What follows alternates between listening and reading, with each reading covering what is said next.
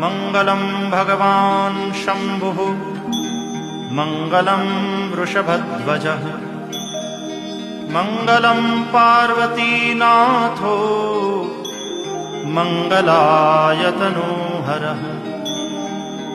सर्वमङ्गलमाङ्गल्ये शिवे सर्वार्थसाधिके शरण्ये त्र्यम्बके गौरी नारायणि नमोऽस्तुते। अथ मन्त्रपुष्पाञ्जलिः।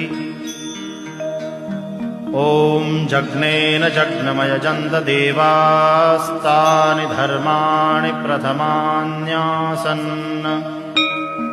तेहनाकं महिमानः सचन्त यत्र पूर्वे साध्याः सन्ति देवाः।